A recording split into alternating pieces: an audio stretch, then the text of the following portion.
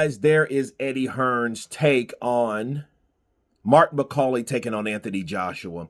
And we heard Anthony Joshua and how he feels about fighting Martin Bakole. Sure, he would love to fight him somewhere in Africa, Nigeria, or the Congo, right?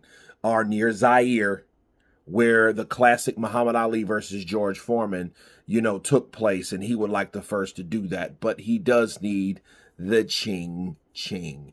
And let me counterpunch. I think it's a good fight. I think it's a very good fight. I think it's a challenging fight for both fighters because it does two things. One, it gives Martin Bakole credibility after the Efe Ajagba fight. Two, it shows you something about Anthony Joshua because that is the next new boogeyman of the division, right? Him or Zhang. It doesn't really matter.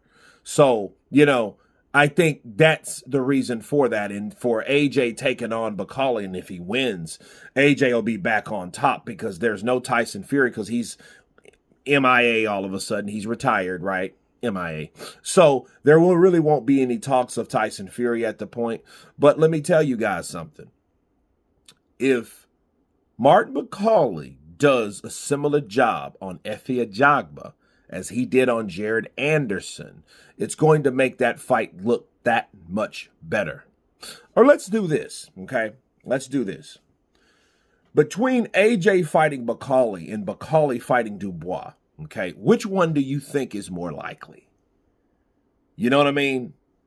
Bakole and AJ, especially if it's funding. So if Turki Al-Sheikh, let's say he gets involved in a possible fight in Africa, because he's mentioned that too, Anthony Joshua or Wilder in Africa, or Anthony Joshua and Bakole in Africa, that's the funding right there. So you don't have to worry about what AJ wants. And AJ's concerned about the ching ching, right? So that's taken care of. So if Martin Bakole takes out Efe Ajagba, okay, or let's say better yet, he does something miraculous like become the IBF heavyweight champion, and then AJ fights him in Zaire and beats him.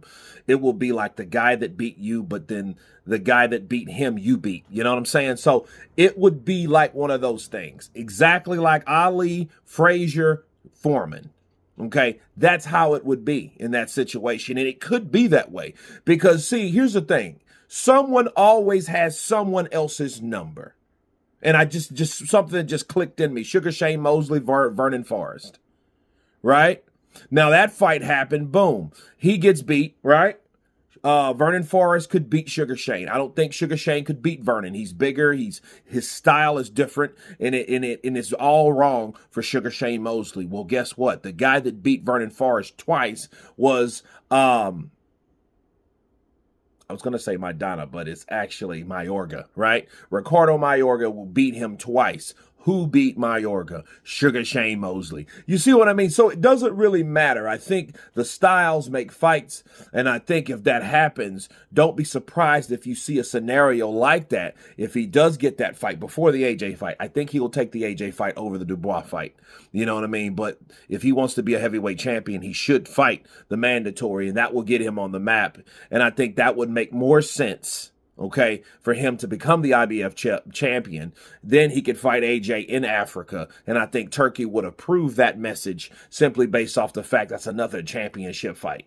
You know what I mean? But then, but we can't forget about Parker, but that's a whole nother story, fighting Dubois.